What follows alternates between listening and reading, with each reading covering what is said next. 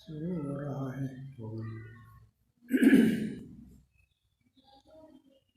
ओम नमस्तुनंताय सहस्रमूर्तये सहस्रपादाक्षिशिरोर्वहवे सहस्रनामने पुरुषाय शाश्वते सहस्रकोटि युगधारिणे नमः। शान्ताकारं भुजगशयनं पद्मनाभं सुरेशं विश्वाधारं गगनसदृशं मेघवर्णं शुभांगं लक्ष्मीकान्तं कमलनयनं योगिभिर्ध्यानगम्यं वन्दे विष्णुं भवभयहरं सर्वलोकैकनाथम्। गुरुर्ब्रह्मा गुरुर्विष्णु गुरुर्देवो महेश्वर गुरुर्साक्षात् परब्रह्म तस्मै श्रीगुरुवे नमः। अखण्डमण्डलाकारं व्याप्तं येन चराचरं तत्पदं दर्शितं येन तस्मै श्रीगुरुवे नमः।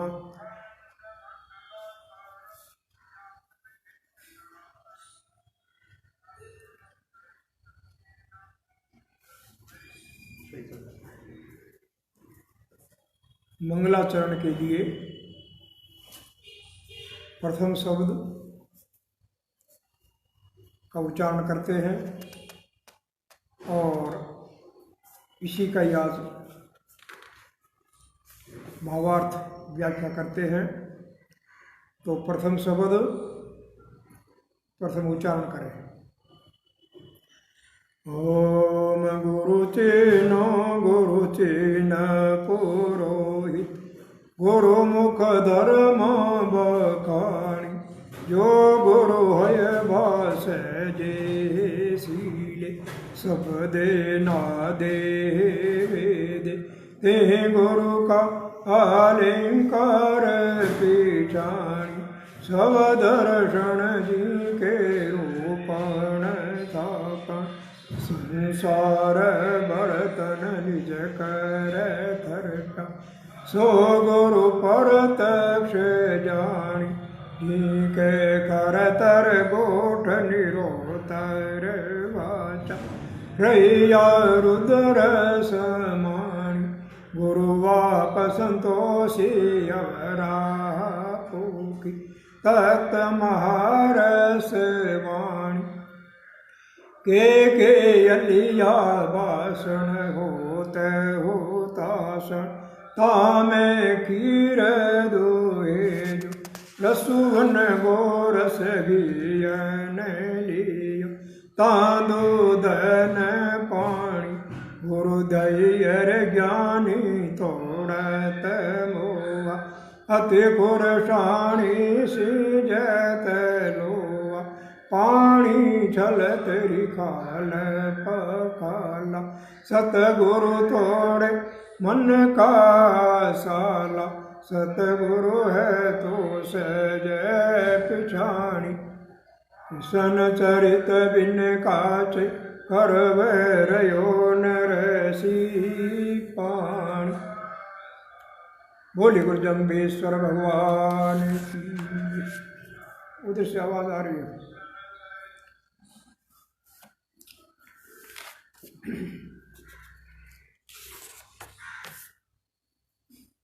वर्ष सात संसार बाल लीला निर्हारी।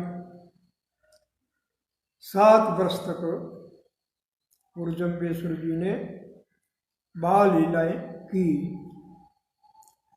और 7 वर्ष पूर्ण होने के अवसर पर ये प्रथम शब्द का उच्चारण किया जो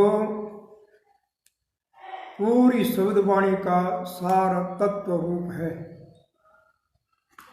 ये सूत्र रूप में है। इसी सूत्र का संपूर्ण वाणी का विस्तार है। तो उसमें क्या परिस्थितियां थी, क्या रीति रिवाज थे, धर्म और कर्म के बारे में लोग क्या समझते थे, ये तो सदा से ही रहा है। युक्ति, जीवन में युक्ति हो और मुक्त हो, ये चाहते हैं और स्वाभाविक भी है। चाहना स्वाभाविक है, लेकिन उसके लिए मार्ग पथ क्या हो, जिस पथ पर चल करके युक्ति और मुक्ति को प्राप्त कर सके, ये गुरुवाणी में, श्री वायक में गुरुदेव ने फरमाया है। प्रथम तो मैंने ये जो है अपना पेज का नाम रखा श्री वायक। श्री वायक का अर्थ है श्री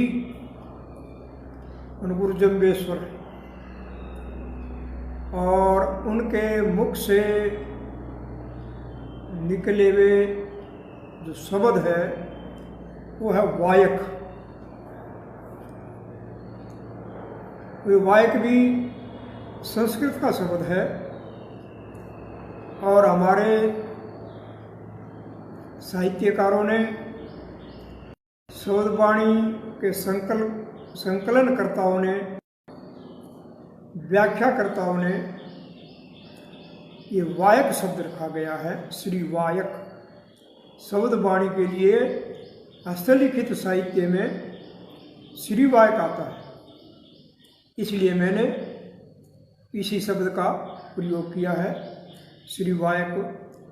साखी में भी कहा श्री वायक संभाल प्राणी, श्री वायक संभाल प्राणी शब्दा शरी को सार।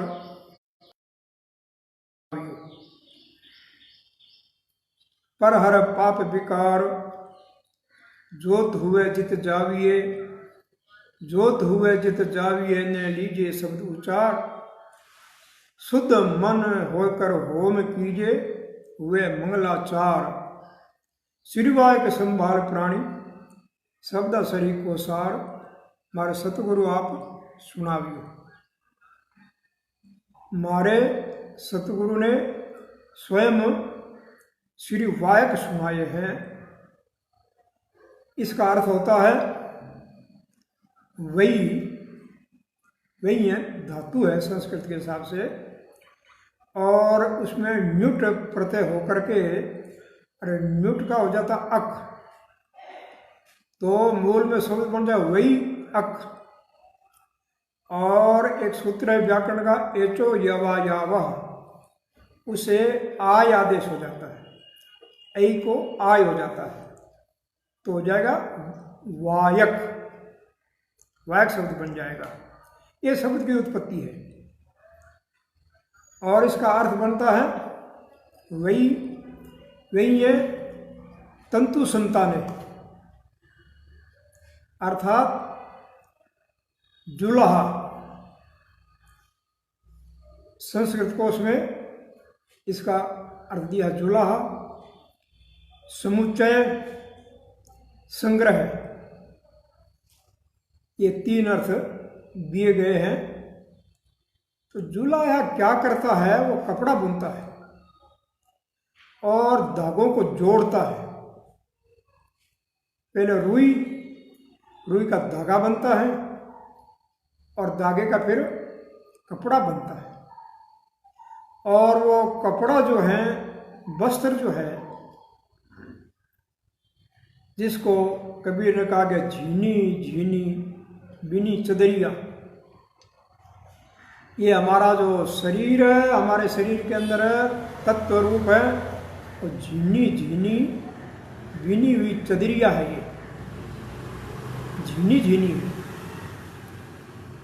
और गुरु महाराज ने कहा शब्द में, सुरमा लेना झीना शब्दू, ये शब्द मेरे झीना है, झीना झीना। और फिर कहा, मेरा शब्द जो खोजो झीनी वाणी।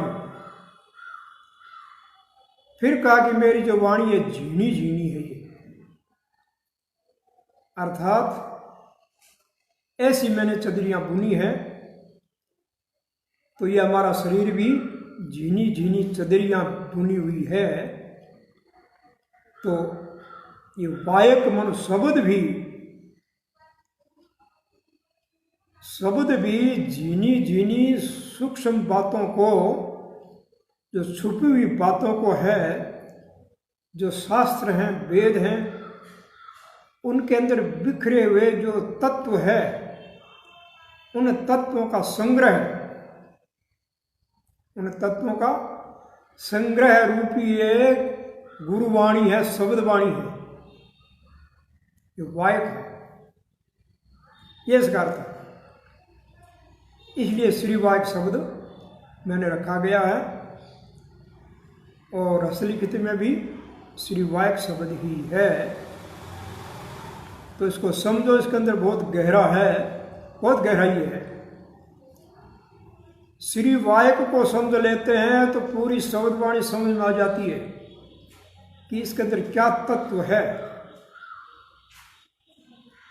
एक एक कण रूपी शब्द को चुन चुन करके, और गुरु जाम्बोजी महाराज ने तत्व रूप जो विचार है, तत्व विचार है, उन विचारों को अपने मुख से उच्चारण किया, यह है वाणी। और शब्द रूप ब्रह्म है, शब्द ब्रह्म है, नित्य है, सनातन है, और सदा एक रस रहता है। शब्द ही ब्रह्म है, वो ब्रह्म ही, उस ब्रह्म को ही वाणी के रूप में गुरु जाम्बोजी ने हमें दिया है। इसलिए शब्द नित्य हैं। और ये शब्द कहाँ रहता है? शब्द रहता है आकाश में, आकाश में रहता है। शब्द गुणकम आकाशम, आकाश का शब्द गुण है। और गुरु तत्व क्या है? वो आकाश रूप है, गुरु आकाश रूप है। और उनमें आकाश रूप में शब्द रहता है, तभी तो हम सुनते हैं। वैज्ञानिकों ने खोज की, प्राप्ति की, बहुत बड़ी खोज है। वो भी बड़े ऋषि हैं, वैज्ञानिक भी बहुत बड़े ऋषि हैं इस जमाने के, तो तत्व की खोज करके और ये सुविधा हमें प्राप्त करवाई। हमारे ऋषि मुनि भी इसी प्रकार की खोज में लगे थे। तो हमारे ज्योतिष ने ये कहा कि गुरु और सबसे प्रथम नाम आया बृहस्पति, देवताओं के गुरु बृहस्पति। और 7 बारों में एक बार है बृहस्पतिवार, तो गुरु है, बृहस्पति गुरु है, वहां से गुरु शुरू होता है, बृहस्पति से। और ये भी एक आश्चर्य होगा, पुराने ग्रंथों में लिखा है कि भगवान 52 का अवतार जो है वो बृहस्पति का ही अवतार है, गुरु रूप में। 52 भगवान का अवतार जिसको जाम्बोजी ने स्वीकार किया है। 52 होए बलिराज चितायो, 3 पेंड की भी धर सारी। 52 होकर के राजा बलि को चेताया, सचेत किया, और 3 पैर से, 3 पांवड़ा से, कदम से सारी धरती को जो है नाप लिया। आकाश से बाहर कुछ भी नहीं है, आकाश एक है, और गुरु से भी बाहर कुछ भी नहीं है। सब गुरु के अंतर्गत समाहित हो जाते हैं। स तो गुरु कालेन अनुच्छेदात्, पतंजलि कहते हैं। वह गुरु, स तो गुरु कालेन अनुच्छेदात्, काल जिसका कुछ भी नहीं बिगाड़ सकते, ऐसे गुरु। प्रथम गुरु बृहस्पति, जो देवताओं के गुरु, और ज्योतिष के अनुसार पूरा 1 वर्ष तक गुरु बृहस्पति एक राशि में रहते हैं, एक राशि में पूरे वर्ष पर्यंत, और वही वर्ष होता है।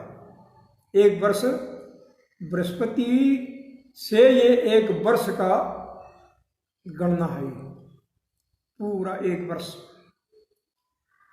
और फिर बृहस्पति गुरु हैं, और गुरु में तो सभी समाहित हो जाता है, सूर्य, चंद्रमा, पृथ्वी, सारा संसार आकाश में समाहित है, गुरु में समाहित है। गुरु से बाहर कुछ भी नहीं है। और वही गुरु बृहस्पति 52 के रूप में अवतार लेते हैं और सारी धरती को नाप लेते हैं। जाम्बोजी महाराज ने कहा, गेंदू मेर पगाने पर्वत मनसा सोड़ तुलायो। मैंने सारी पृथ्वी को नापा है,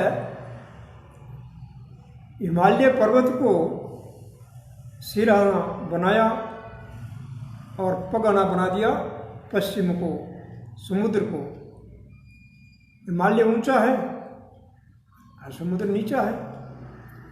ऐसे करते सारी धरती को मैंने अपने अंदर समाहित कर रखा है, बाहर कुछ भी नहीं है। तो ये गुरु, और फिर गुरु परंपरा आगे चली, क्योंकि यहाँ पर प्रथम शब्द गुरु से शुरू होता है। गुरु की परंपरा आगे चली और हमने, इस संसार के लोगों ने गुरु पद किसको दिया? सबको नहीं मिला। गुरु पद बहुत ऊंचा है, ये सबको नहीं मिलता है। आजकल हम देखते हैं जो कॉलेजों में बच्चों को पढ़ाते हैं उनको मास्टर कहते हैं, और कई जगह में सुना गुड मॉर्निंग टीचर, टीचर कर दिया। ठीक है कि आपने टीचर ही है, वो गुरु नहीं है। गुरु का पद बहुत ऊंचा है। तो इस प्रकार से ये गुरु की जो है महिमा है। तो यहाँ पर गुरु पद को धारण करने वाले संत परंपरा में सर्वप्रथम गोरख का नाम आता है। ये जितनी संत परंपरा है गुरु गोरख से चली है। आश्चर्य होगा आपको, उनसे पूर्व केवल संस्कृत में ही ज्ञान था, या दिया जा सकता था, या देने वालों का भी यही एक आग्रह था कि बिना संस्कृत भाषा के कोई ज्ञान की महत्ता नहीं है। तो सर्वप्रथम गोरख आते हैं और उन्होंने वाणी भाषा में, मायड़ भाषा में संस्कृत से हट करके और वाणी के ही पहला प्रयोग है और उसी वाणी परंपरा में फिर आगे संत परंपरा चली। कबीर वाणी है, गुरु नानक वाणी है, गुरुपद है नानक को भी, कबीर को भी गुरुपद है, क्योंकि इनकी जो वाणी जो है वो धुरते वाणी आई, धुर की वाणी है, किसी की नकल नहीं है, ये धुरते वाणी आई। और उसी परंपरा में जाम्बोजी के पीछे भी गुरु पद लगता है, गुरु जाम्बोजी गुरु लगता है। तो उन्होंने भी भाषा में शब्द वाणी कही जो सबको सुलभ है। ऊंडो नीर अथाग जुग सारे हूं तो सही, कल जुग कीवी बाबे जब गुरूर पगे पगे पग पाए, अमृत जल से हेम भरे हर कोई पी बन जाए। जल ऊंडो नीर अथाग जुग सारे हूं तो सही, सारे जगत में जल बहुत गहरा था और जाम्बोजी ने क्या किया, पगे पगे पग पग पर कदम कदम पर जल की उपस्थिति करवाई। ये ज्ञान जो है संस्कृत भाषा में बहुत गहरा, बहुत ऊंडा था, हर किसी के पहुंच नहीं थी और जिनकी पहुंच थी वो आगे उसको बढ़ाते नहीं थे, अपने तक सीमित रखते थे। तो जाम्बोजी ने क्या कर दिया, उसी ज्ञान को जो संस्कृत भाषा में दिया जा सकता था, देने का आग्रह था, तो कल युग की वी बाबे जब गुरूर पगे पगे पगवाय, पग पग पर कदम कदम पर ये ज्ञान पहुंचाया। अमृत जल से हेम भर्या हर कोई पी वो जाए, ये अमृत जल है, ज्ञान रूपी अमृत जल, और सोने के कलश में भरा हुआ है। हेम भर्यो, हेमन सोने के कलश में भरा हुआ ये अमृत रूपी ज्ञान है, जल ज्ञान है, हर कोई पियो। यानी स्वर्ण कलश तो ये भाषा है, हमारी मातृभाषा, ये था कलश, और इसके अंदर ज्ञान भरा हुआ है, हर कोई पियो, सभी के लिए सुलभ, चाहे पढ़ हो चाहे अनपढ़ हो, हर कोई पियो आय। अर्जी जन की बीनती दर्शन दो सुर राय। तो ये अमृत जल से भरा हुआ स्वर्ण कलश है और इसको समझें, प्राप्त करें। तो ये गुरु की पदवी इसलिए जाम्बोजी महाराज ने सर्वप्रथम 7 वर्ष की अवस्था में पुरोहित के प्रति प्रारंभ किया, गुरु शब्द से प्रारंभ किया है। और एक बात और बता दूं, पूरी शब्दवाणी में 70 बार ये गुरु शब्द आया है, गिन सकते हो, गुरु शब्द 70 बार आया। और फिर आगे चल करके विष्णु शब्द आया 84 बार, और कृष्ण चरित्र, कृष्ण का शब्द आया 33 बार। तो ये गुरु का जो है 70 बार, 70 सत्य में रहो, सच्चाई से रहो और शब्द ब्रह्म की प्राप्ति करो। ये संदेश देता है। वैसे तो शब्दों का अर्थ करना या जानना मुश्किल ही है, फिर भी कहा भी है, शब्दारा अर्थ अनंत है जाने सृजनहार। परमानंद जी लिखते हैं, शब्दारा अर्थ अनंत है, अनंत अर्थ है, एक शब्द के अनंत अर्थ है। और कौन जाने कि जाने सृजनहार, जिन्होंने शब्द का उच्चारण किया वही जानते हैं। सृजनहार ही जान सकते हैं। शब्दों का अर्थ अनंत है, फिर भी हमें प्रयास करना चाहिए।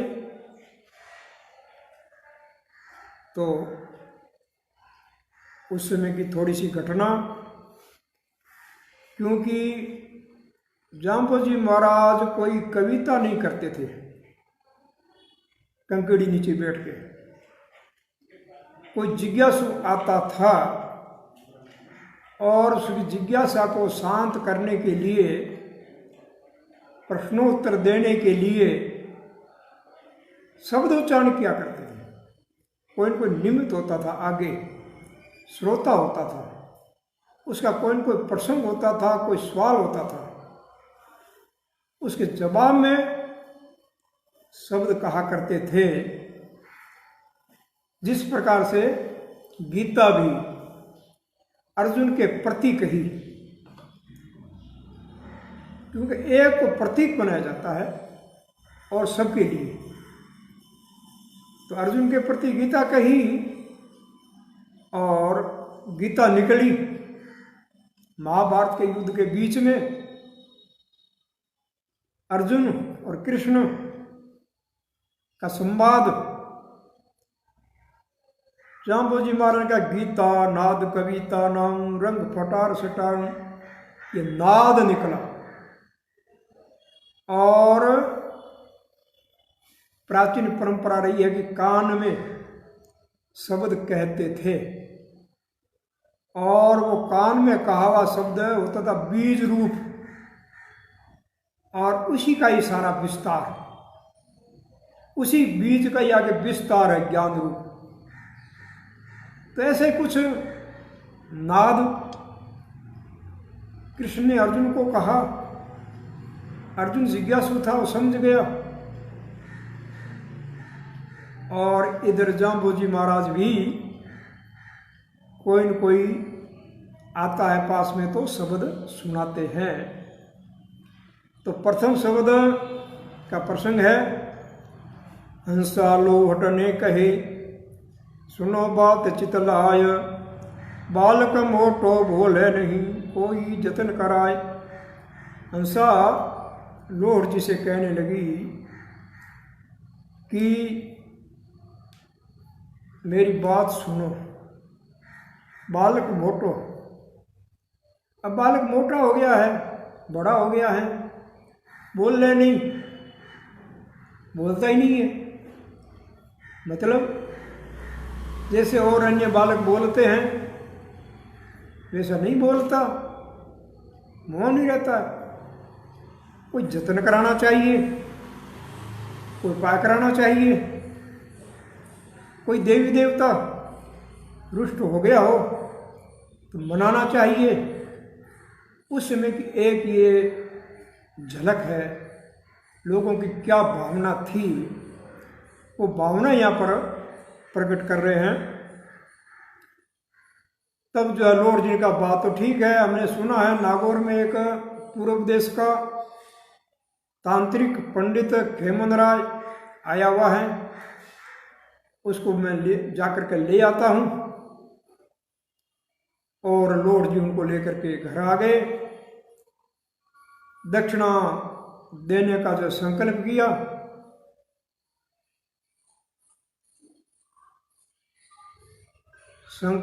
कि आपको मन मांगी दक्षिणा मैं दूंगा।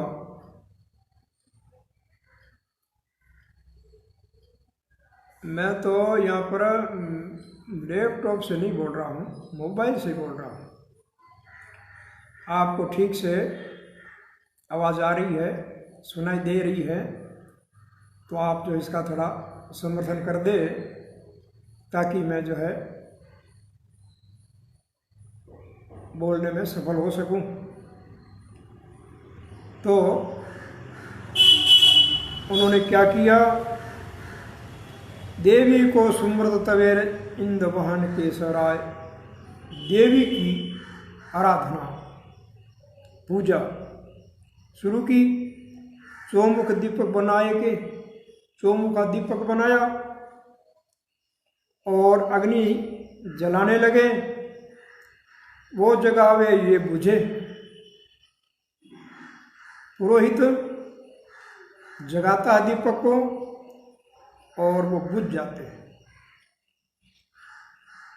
दीपक नहीं जले। सिर धुने फूंक फूंक करे बहुता करे प्रज्ञान, सिर हिलाने लगा, फूंक फूंक फूंक मारने लगा। तब जब गुरु जी बोली, अरे सुन रे मूढ़ अज्ञान, ये मूढ़ ये अज्ञानी सुनो, दीपक तुम्हारे जलते नहीं हैं, दीपक मैं जला दूं तब तो तुम्हारा जंतर मंत्र चलेगा। काचे करवे जल राख्यो शब्द जगायो दीप, काचे करवे में पुरोहित ने तो पक्के हुए घड़े के अंदर जल रखा था, कलसा जल का भर के रखा था, और जाम्बू जी ने कच्चे घड़े में जल रखा, पक्का हुआ नहीं था। कच्चा तो गल जाता ना, मिट्टी का होता है, बिना पके गल जाता, पानी नहीं रुकता उसमें।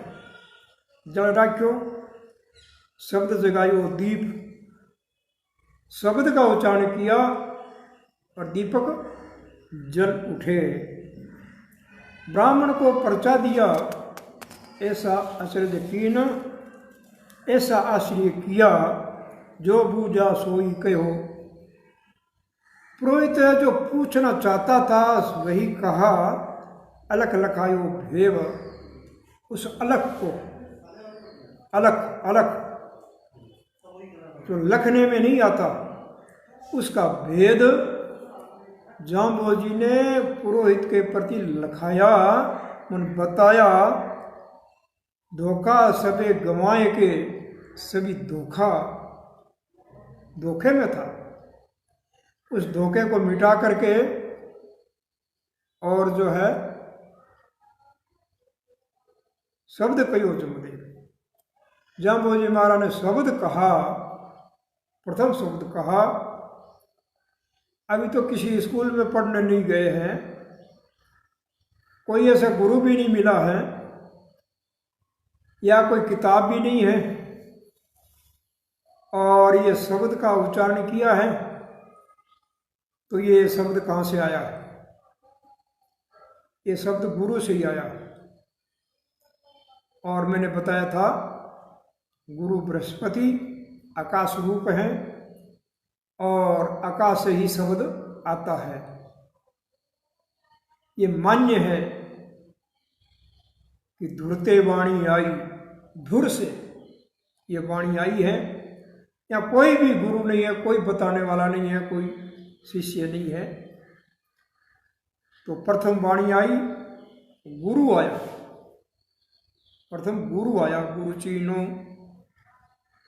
गुरु चिन्हो ये बहुवचन है। हे लोगों, गुरु को चिन्हो, स्मरण करो, पहचानो। सबसे बड़ी बात है पहचानो। और गुरु चिन्ह पुरोहित, हे पुरोहित तुम भी गुरु को चिन्ह मनो पहचान, तुम पुरोहित हो। अग्नि मीडे पुरोहितम, ऋग्वेद का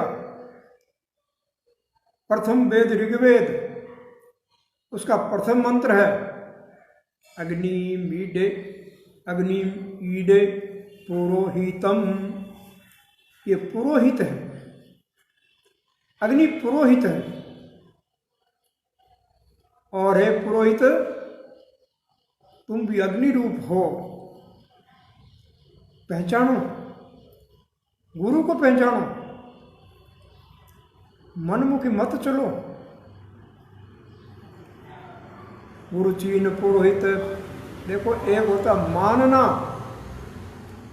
जहां मुझे नहीं कहते मानने से कुछ नहीं होगा, जानो, पहचानो, जानो। जानने में मानने में बड़ा अंतर है। हर बात में जो है आंख मूंद करके मान मत लो, मानने से कुछ मिलने वाला नहीं है।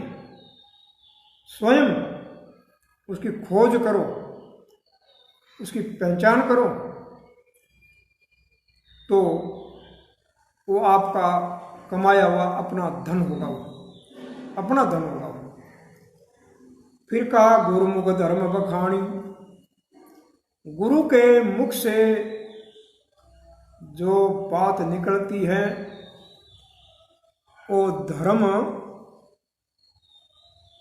ठीक है, वो धर्म को बताने वाली है। गुरु के मुख से जो भी शब्द निकलेगा वह शब्द धर्म क्या है ये बताने वाली वाणी है, वही गुरु है। वो धर्म को बता दे और धर्म को धारण करवा दे। ये धर्म केवल कहने सुनने की बात नहीं है, धर्म है धारण करने की। सत्यम वद धर्मम चर, सत्य बोलो और धर्म का आचरण करो। धर्म आचार्य शीले संयमे, धर्म आचार्य, धर्म का आचरण होता है। और गुरु के मुख से निकला हुआ वाणी है, धर्म को बताती है, और उस धर्म का आचरण करो तभी वो धर्म धार्यते इति धर्मः, तभी वो धारण किया हुआ धर्म आपको परिवर्तन कर देगा,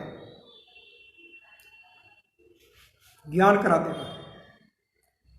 गुरुमुख धर्म बखानी, आगे बताए जो गुरु होए बा, कोई गुरु होगा तो शरीरधारी ही होगा। ईश्वर को गुरु कहा है, कहा ईश्वर को गुरु? गोरखनाथ जी ने तो यहां तक कह दिया कि ईश्वर हमारा चेला भणीजे, ईश्वर हमारा चेला भणीजे, मच्छंदर कहिए नाती। ईश्वर तो हमारा चेला है, और मच्छंदर कहते नहीं कि मच्छंदर नाथ गुरु है, वो तो मेरा नाती है। नाती, पोती, पोता है मेरा, मच्छंदर मेरा पोता। तो गोरख से पूछा कि ये बात बहुत ही आपने गजब बात कह दी। दुनिया तो कहती है कि गोरख मच्छंदर नाथ के चेले हैं, आप कह रहे मेरा तो पोता लगता है, तीसरी पीढ़ी है। तो फिर आप क्यों मानते हो उनको, स्वीकार क्यों करते हो गुरु के रूप में? गोरखनाथ जी कहने लगे, भाई सुनो, हमें स्वीकार तो इसलिए करना पड़ता है, ये लोक मर्यादा है। अब गुरु शिष्य का संबंध टूट जाएगा, ये परंपरा टूट जाएगी। उस परंपरा को मुझे कायम रखना है, इसलिए मैं गुरु कहता हूं।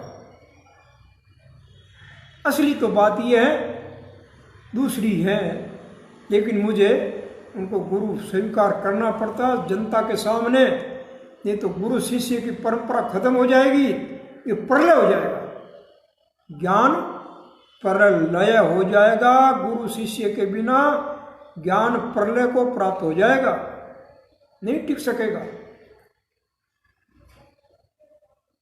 तो ये गुरु की महत्ता बताई। कई हमारे मित्र आजकल कहते हैं कि हमें तो गुरु की जरूरत ही नहीं है। जाम्बो जी है ना गुरु, गुरु तो है, लेकिन किसी शरीरधारी के बिना आप जो है पशु ही रहोगे। कोई शरीरधारी आपको किसी भी प्रकार का किसी भी कला का ज्ञान देगा तो आप जो है पशु से मनुष्य बन पाओगे। बिना गुरु के कुछ भी प्राप्त न कर सकोगे, पशु के पशु ही रह जाओगे। ऐसा कई जगह हुआ कि छोटे बच्चे को जन्मते जंगल में छोड़ दिया गया और उसको गुरु नहीं मिला तो वो पशु की तरह ही दौड़ता, पशु की तरह बोलता, पशु की तरह चलने लग गया। गुरु क्या है? वो शिष्य को तराशता है। गुरु शिष्य को तराशता है, जैसे लकड़ी को बढ़ई तराशता है और तराश करके उसको जो है बढ़िया बढ़िया जो है बना देता है, दरवाजे आदि। लोहे हूंता कंचन घड़ियो घड़ियो ठाम सुठाम। लोहे को घड़ते घड़ते तराशते तराशते उसका जंग को निकालते निकालते सोना बना देते। जामोद महाराज के मैंने ऐसे इनको घड़ घड़ के तराश करके और लोहे का उनको सोना बनाया। जाटा हूंता पात करी लो, ये कृष्ण चरित्र परिवाणों, ये कृष्ण चरित्र का परिवाण है।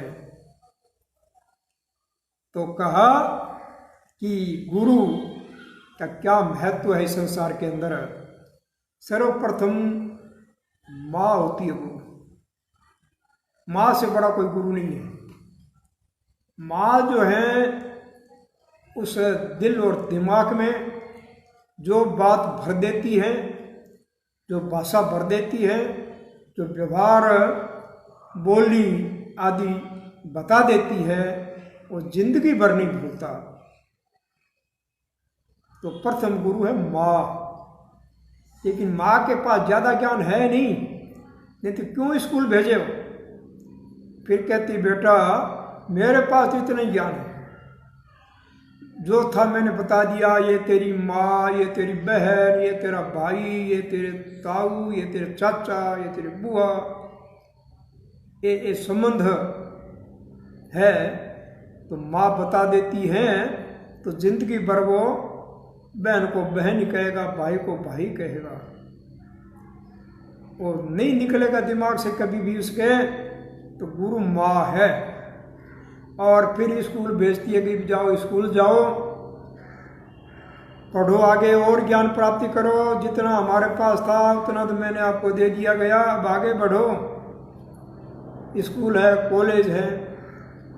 सीखते सीखते सीखते 25-30 साल उसका जो बीत जाता है, 20-25 साल कम नहीं होता, जिंदगी का 1/4 हिस्सा होता है वो सीखने में लगा देता है, पढ़ने में लगा देता है। तुम्हारा कौन कोई तो गुरु होगा, उसको आजकल टीचर कह देते हैं, लेकिन वो गुरु है और वो सिखाता एक एक बात सिखा करके, और जिंदगी का जो है 1/4 हिस्सा केवल मात्र सीखने में चला जाता है और जिंदगी भर आगे फिर सीखता है। तो क्या गुरु का महत्व नहीं है कहीं पर भी? जाम्बोजी महाराज तो गुरु है ही है, लेकिन सन्मुख चाहिए कोई न कोई जो है गुरु चाहिए प्रत्यक्ष। सो गुरु प्रत्यक्ष जानी, प्रत्यक्ष गुरु होना चाहिए जो आपको पशु से मनुष्य बना सके और मनुष्य से देवता बना सके। ऐसा गुरु जो है कारीगर है, उनको नकारा नहीं जा सकता। मेरा निवेदन है, कुछ मित्र हैं हमारे, वो कहते गुरु की आवश्यकता ही नहीं है। ठीक है, तुम्हें नहीं होगी तो तुम ना बनाओ गुरु को, मत जाओ किसी के पास सीखने को, अपना आप सीख जाओ। लेकिन ये सिद्धांत तो नहीं कह सकते कि मैं जो कह दिया वही सिद्धांत है, ये नहीं है। तुम्हारा जचता है तो ठीक है, नहीं जचता तो चलेगा। और फिर कहा आगे, जो गुरु होए बा सहजे सीले, सहज में ही सील रूप, शब्द रूप, नाद रूप, वेद रूप। जिसके अंदर ये अलंकार है, ये लक्षण है, ये उनके अलंकार है। ये गुरु का अलंकार क्या है? कोई कपड़ा पहनना या कोई दूसरा करना, ये अलंकार नहीं है। कोई गहना पहनना, ये अलंकार नहीं है। गुरु का अलंकार है सहजे शीले, सहज में शील, शब्द, नाद और वेद, ये गुरु का अलंकार अलंकरण है। पहचान लो, गुरु महाराज कहते पहचान लो।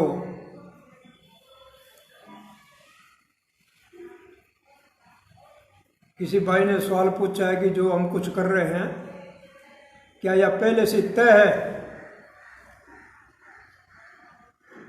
पहला तो कुछ होता नहीं है। हम कर्म करते हैं और हमारे कर्म अच्छे या बुरे के लिए हमें प्रेरणा कौन देता? पीछे से कोई प्रेरणा मिलती है। वो प्रेरणा कारण है जो अच्छे या बुरे कर्म हमें की ओर ले जाती है। भगवान कृष्ण दुर्योधन के पास पहुंचे और समझाया कि समझौता कर लो, शांति करो, युद्ध ना करो। दुर्योधन नहीं माना। तब कृष्ण ने कहा कि दुर्योधन, मैं जो तुम्हें कह रहा हूं तुम्हें समझ में नहीं आ रही क्या? मानता क्यों नहीं? हाँ बोले कृष्ण, समझ में तो आती है। जानामि धर्मम न च में प्रवृत्ति, मैं धर्म को जानता हूं लेकिन मेरी प्रवृत्ति नहीं है धर्म की तरफ। और जानामि अधर्मम, अधर्म क्या वह भी मैं जानता हूं। न च में निवृत्ति, अधर्म की ओर से मेरी निवृत्ति नहीं है और धर्म की तरफ मेरी प्रवृत्ति नहीं है। ऐसा क्यों होता है? ये भाई पूछ रहे सवाल, वही मैं कह रहा हूं, ऐसा क्यों होता है? ये जवाब दिया, केनापि देवेन यथा प्रयुक्तेन,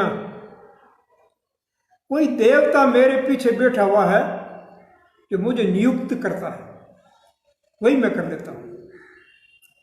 यानी मेरा दिल नहीं मानता, कोई देवता अंदर बैठा हुआ है, वो करने नहीं देता। तो ये उल्टे काम क्यों करवाता है? क्या कारण है? तो इसका कारण है दो तरह से है। एक तो ये हो सकता है कि पूर्व जन्म का कर्म है, ऐसा सभी लोग कहते हैं कि हमारे पूर्व जन्म के कर्म अच्छे नहीं है तो इसलिए हमें ये दुख रूपी फल मिल रहा है। लेकिन एक दूसरा कारण और भी बताते हैं, वो भी काफ़ी अच्छा लगता है मुझे, कि ये जो ग्रह नक्षत्र है ये भी हमारे कारण है। हमारा जन्म हुआ था तब कौन सा ग्रह नक्षत्र कहाँ किस अवस्था में था, ये ज्योतिष की बात है। किस अवस्था में था वो? कई ग्रह अच्छे हैं, कई बुरे भी हैं। अच्छे ग्रहों में, अच्छे समय में, समय जिसको कहते हैं टाइम में हमारा जन्म हुआ है, तो हम जो है, जिसको हम किस्मत कहते हैं, भाग्य कहते हैं, उसके अनुसार हम आगे बढ़ते जाएंगे, कोई विघ्न बाधा नहीं आएगी। और यदि ऐसी प्रकार जन्म हो गया कोई बुरे ग्रहों में, तो फिर जिंदगी में उतार चढ़ाव, सुख दुख आता रहेगा, जाता रहेगा, आता रहेगा, जाता रहेगा। दुखिया है जे सुखिया होसी, करसी राज गहिरू। दुखिया है वो सुखिया होसी और करसी राज गहिरू। तो राज करेंगे, चलेगा ये उतार चढ़ाव चलेगा जिंदगी में, लेकिन कर्म का फल है तो भगवान कृष्ण ने कहा बड़ा विक्रम, ये बड़ा मुश्किल है समझना कि क्या शुभ और क्या शुभ। निर्णय होना बहुत मुश्किल है। इसलिए कहा कि निष्काम कर्म करो, फल की इच्छा किए बिना कार्य करो, ये एक रास्ता है। और कर्म करे तो फल मिलता ही है। मैं किसी को गाली दूंगा तो वो क्या मुझे फूलों की माला पहनाएगा? कर्मों का फल आएगा कि नहीं आएगा? तुरंत लौट आएगा। कहाँ संचय होते हैं? मौका ही कहाँ इतना, तुरंत फल आ जाता है। तो कोई भाई कहते हैं मैं तो जो है तराशने के चक्कर में पिस गया हूँ, अपने को तराशे, और तराशोगे तो पिस तो जाओगे ही भाई, पिसे जाओगे तो ही गेहूं है, पिसा जाएगा तभी तो आटा बनेगा ना, तभी तो रोटी बनेगी, तभी तो आपके अंदर ऊर्जा पहुंचेगी अन्न की। तो तराशना तो जरूरी है, जिंदगी में पीसना भी पड़ेगा, तराशना भी पड़ेगा, अनेकों प्रकार से सब कुछ देखना होगा, ये जिंदगी है। तो आगे कहा सब दर्शन जी के रूपण थापण, 6 दर्शन जिनमें है न्याय, सांख्य, मीमांसा, वैशेषिक और योग और वेदांत, 6 दर्शन। अब जाम्बे जी को किसने बताया 6 दर्शनों की बात? वहाँ कौन था बिंबासन में बैठा हुआ? तो 6 दर्शन के बारे में बता रहा था। जी के रूपण थापण, जिस परमात्मा के, जिस ब्रह्म का रूप की स्थापना करते हैं, 6 अपनी अपनी बुद्धि के अनुसार स्थापना करते हैं। एक भाई ने पूछा कि 6 एक ही बात क्यों नहीं बोलते, अलग अलग क्यों बोलते हैं? मार्ग जाने का, जाने का मार्ग तो यथा मति तथा गति, सबकी बुद्धि एक जैसी नहीं है, सबकी चलन एक जैसी नहीं है, सबका विचार एक जैसा नहीं होता। 6 ऋषि कब कब हुए, अलग अलग हुए, अलग अलग समय में हुए, और जैसा उन्होंने अपना विचार आया वैसा उन्होंने लिखा, तो एकता कैसे हो सकती है? लेकिन लक्ष्य एक है 6 का, क्या? रूपण थापण, उस परमात्मा को जानने की एक ही प्रबल जिज्ञासा है, और वो जिज्ञासा मार्ग भिन्न भिन्न हो सकते हैं।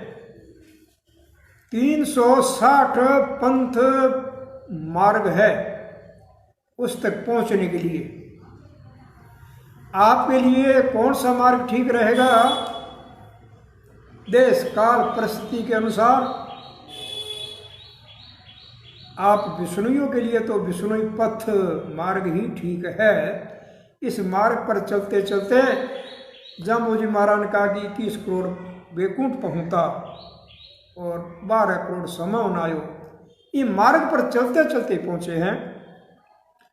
और फिर कहा संसार बर्तन निज कर थर का सो गुरु प्रत्यक्ष जानी।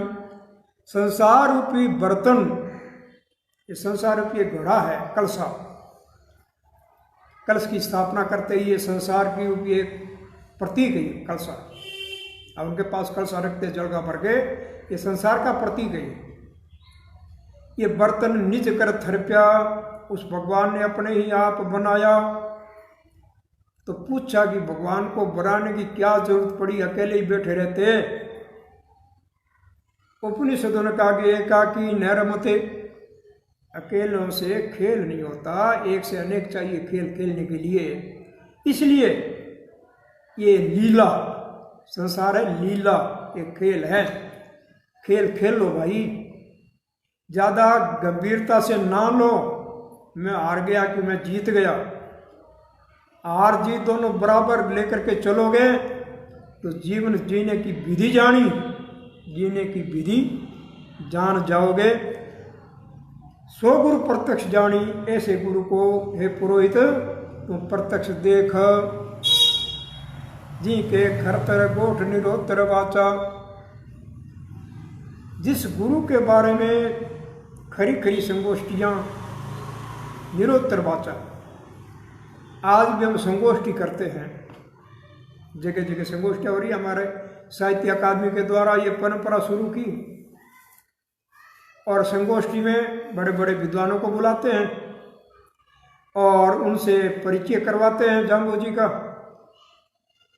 और वो जो हैं आगे चल करके अच्छी बात है तो औरों को बताएंगे भी, और उस पर पथ पर चलने की प्रेरणा भी प्राप्त करेंगे। लेकिन ये संगोष्ठियाँ, बड़ी बड़ी संगोष्ठियाँ, विद्वानों की संगोष्ठियाँ भी निरोत्तर वाचा, निरुत्तर, चुप हो जाती है।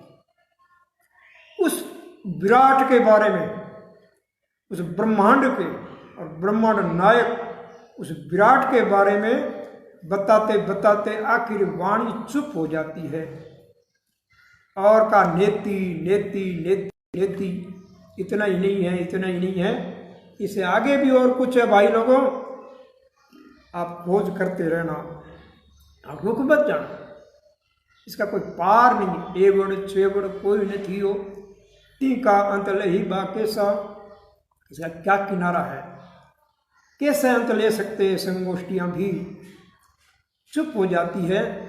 और कोई अहंकारी कहता है कि मैं तो जान गया हूँ, गुरु महाराज के जहाँ कुछ है, जहाँ कुछ है, जहाँ कछु न जाने, जो कहता है मैं जान गया, मैं विद्वान हो गया, बन गया, जान गया, सब कुछ जानता हूँ, जाम्बोजी महाराज तो ना कुछ जानी, वो कुछ भी नहीं जानता, और ना कुछ ता कुछ जानी, कहता है मैं तो कुछ भी नहीं जानता, वो कुछ जानता है, जानता नहीं तो जानने का प्रयत्न तो करता है, कोशिश तो करता है।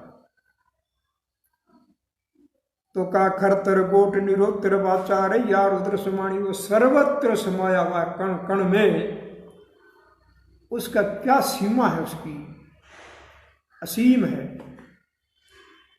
गुरु आप संतोषी अवर आपो की तत्व महार सवाणी, गुरु आप तो संतोषी है और औरों का पालन पोषण करने वाले, देखो आप तो संतोषी, कुछ नहीं चाहिए, हम क्या दे सकते हैं उस गुरु को, क्या हमारे पास देने को, जो कुछ है उन्हीं का ही है, हम तो बीच में मालिक बन के बैठ गए कि हमारा है, ये मालिकपना छोड़ दो, सब कुछ उसी का ही है और उनको कुछ भी नहीं चाहिए, लेकिन केवल संतोषी होकर नहीं बैठे हैं, और आप पोखी दूसरों का पालन पोषण भी करते हैं। किस रूप में? जिया जूण समाई, जिया जूनी में समाहित होकर के सबका पालन पोषण करता भी है। और कहा के अलिया बासण होत हुतासनता में खीर दुहेजू, कई कच्चे बर्तन हैं और वो अग्नि के संयोग जब पक जाएंगे तो ताम में खीर, दूध, जल आदि टिक सकता है, कच्चे में नहीं टिकेगा, पकने पर टिकेगा। तो पकने का मतलब यहाँ पर यह है, कच्चे तो है ही है, सारे कच्चे ही है, भी कच्चे बर्तन हैं, इनमें ज्ञान टिकना मुश्किल है। लोग कहते हैं, सुनते तो हैं लेकिन टिकता नहीं, निकल जाता है। तो पकाओ उसको, अग्नि के संयोग से पकाओ, अर्थात अभ्यास करो। अर्जुन ने यही पूछा था कि हे कृष्ण, मेरा मन तो टिकता नहीं, कच्चा है तो मन तो कृष्ण ने क्या कहा? अभ्यासेन तुम वैराग्येण, अभ्यास वैराग्याभ्याम तन्निरोधा, अभ्यास के द्वारा पकाओ इसको। और वैराग्य, किसी एक विषय को पढ़ते तो एक कोई करो, मन एकाग्र करो। ये नहीं कि एक साथ 50 और मन दौड़ जाता है तो कहीं नहीं रहोगे। एकाग्रता, जो बच्चे अपने मन की एकाग्रता करते हैं, अपने विषय को पढ़ते हैं, एकाग्रता करते हैं और उनके जो है वो दिमाग में, दिल और दिमाग में बात बैठ जाती है, तो फिर उसको दोबारा पढ़ने की जरूरत नहीं पड़ती। वो अव्वल नंबर के होते हैं, प्रथम नंबर। और जिनका मन जो है डामाडोल रहता है, एक विषय पर नहीं टिक पाता, तो उसको याद नहीं होता, वो नहीं कर पाते। तो कहा कि जब पक्कोगे तो रस भरेगा। फल पक जाता तो रस भरता है, कच्चे में नहीं, कच्चा नहीं है, पक्का। तो वो अभ्यास और वैराग्य से पकेगा, तामे खीर दुहे जूं रस बिन गोर से घी न लियूं ता दूध न पानी। मट्ठा मन छाछ, वो छाछ में से छाछ कैसे बन गई? गाय ने घास खाया, दूध दूहा, गर्म किया और जमाया, दही जमा, और दही में से जो तत्व रूप जो है घी वो निकाल लिया गया, तो पीछे रहेगी छाछ। और उसको क्या कहे? न ता दूध न ता पानी, न तो दूध है और न ही वो पानी है, तो क्या है? छाछ है। आजकल तो छाछ भी मिलना मुश्किल ही है, कोई सरल नहीं है, शुद्ध मिलना भी बहुत मुश्किल है, लेकिन उस जमाने की बात है, वो छाछ है। तो इसी प्रकार से तो उदाहरण है, मनुष्य भी उस मट्ठे में छाछ की तरह हो जाता है, न वो दूध है न वो पानी है, बीच बीच का है, छाछ है। न तो ज्ञानी है और न अज्ञानी है। अज्ञानी हो जाता तो भी ठीक था, कुछ ग्रहण कर सकता था, और ज्ञानी होता तो भी ठीक है, लेकिन बीच का जो है न तिल न तेल, बीच की है खड़ कुल्लड़, तो वो बीच और विचार जो है वो किसी काम का नहीं है, व्यर्थ का है। इसी बात को कहने के लिए कहा, न ता दूध न पानी गुरु ध्ययी रे ज्ञानी तोड़ तमोह। रे ज्ञानी, गुरु का ध्यान करो, गुरु का ध्यान करो, तुम्हारे मोह को तोड़ देगा, मोह को तोड़ देगा। सीजत लोहा, जैसे खुरसानी पत्थर जो है लोहे के जंग को काट देता है, उसी प्रकार तुम्हारे अंदर मोह रूपी जंग लगा हुआ है, गुरु तोड़ देगा, गुरु तोड़ेगा। पानी तेरी खाल पखाला, ये शरीर एक खाल है, पखाल जैसे पुराने जमाने में चमड़े की पखाल के अंदर पानी लाते रहे हैं और उसमें छेद हो जाए तो वो पानी निकल जाता है, टिकता नहीं। ये शरीर में भी कहीं पानी भरा हुआ बता रहे हैं, कितना किलो 2 किलो होगा पानी, खून होगा थोड़ा बहुत, पानी तो है, और कहीं छेद हो गया, कहीं कट पट गया, टूट गया, जाएगा और मनुष्य मृत्यु को प्राप्त हो जाएगा। इतनी सी जिंदगी है, ये पानी भरा हुआ है। सतगुरु तोड़े मन का साला, सतगुरु तेरे मन का साल कष्ट तोड़ डालेंगे। एक भाई पूछते कि कुछ ज्योतिष के बारे में कुछ थोड़ा बहुत बता दो। सुनो भाई, ये कोरोना जो है आया है देश में सब जगह, और अभी पूर्व में तूफान आया था उड़ीसा और बंगाल में, और अभी तैयारी चल रही है गुजरात और महाराष्ट्र में। आज की खबर में तूफान, अच्छा, और जहाँ पर कभी भी टिड्डी नहीं आई थी, अब पूरे देश में टिड्डी फैल रही है, मार, और उधर से कोरोना की मार, और ये भी जल्दी होने वाला लगता है मुझे कि विश्व युद्ध भी हो सकता है, कि बहुत खतरे का टाइम चल रहा है इस टाइम। तो ये खतरा आया क्यों?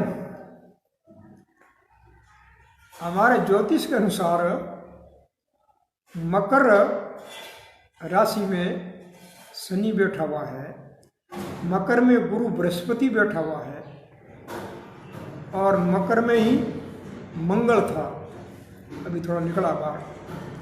ये 3 ग्रह एक ही राशि में बैठे हुए हैं। मैं अपना थोड़ा विवेचन बता रहा हूँ, कोई सत्य मत मान लेना, लेकिन कुछ अंदाजा लगता है। गुरु की जो है राशि, जो मकर राशि नीच राशि है, गुरु अपने नीच राशि में बैठा, गुरु बृहस्पति नीच राशि में कुछ नहीं कर पाएगा। गुरु से तो सारा कार्य चलता है ना। इसे एक प्रसंग कह रहा हूं, गुरु अपनी नीच राशि में बैठा हुआ और बकरी भी हो गया है। नीच राशि में बैठ के बकरी मन वापिस चल पड़ा, उठा, और गुरु और बकरी स्थिरो रोगा, ये रोग स्थिर हो गया, टिक गया, जाएगा नहीं कोरोना और बढ़ेगा। और शनि अपने घर में बैठा हुआ है, मकर राशि उसका घर है अपना, और शनि तो उपद्रव करता, तूफान लाओ, वायु रूप है शनि, तूफान पैदा कर देना ये शनि का रूप है, और पूरी ताकत पर है वो मकर राशि में। और मंगल सेनापति है, वो युद्ध करवाएगा, और शनि भी बकरी है, खतरनाक है। गुरु भी खतरनाक हो गया है, शुक्र भी बकरी हो गया है, वो ठीक करने वाला था। तो ये सब जो है गणित लगाने के बाद जब इनका जो लक्षण देख करके ही मैं कह रहा हूँ ये हो रहा है, समय का फेर है ये, इसको कोई नहीं टाल सकता। तो ये थोड़ा सा हिसाब किताब बताया है, लेकिन फिर मैं कह देता हूँ कि जो गुरु के भगत है, जो जाम्बोजी के भगत है, जाम्बोजी के नियम पालन करेगा कोई भी, उनके लिए एक कोरोना आदि महामारी आदि रोग व्याधि युद्ध कुछ नहीं बिगाड़ सकेगा। आप दिल को कमजोर मत करना, दिल से मजबूत रहना, और मजबूत बने रहोगे तो आपके ऊपर कोई भी कष्ट और बीमारी अब तक तो नहीं आई, अब तक तो नहीं रहा, ठीक नहीं रहा अब तक। तो जो मांसाहारी लोग हैं, जो नशेड़ी लोग हैं, जो खान पान का जिनका ठीक नहीं है, रहन सहन ठीक नहीं है जिनका, जो सूर्य का दर्शन भी करते नहीं है, सूर्य से ऊर्जा नहीं लेते, विटामिन डी ग्रहण नहीं करते, उन पर तो जो है ये मार करेगी, बच नहीं पाएंगे। और अपने तो लोग जो है सूर्य की जो है ऊर्जा शक्ति विटामिन डी ग्रहण किया करो, और खान पान सही रखो, अवन ज्योत करो, और घबराओ मत, तो सही सलामत बचे रहोगे।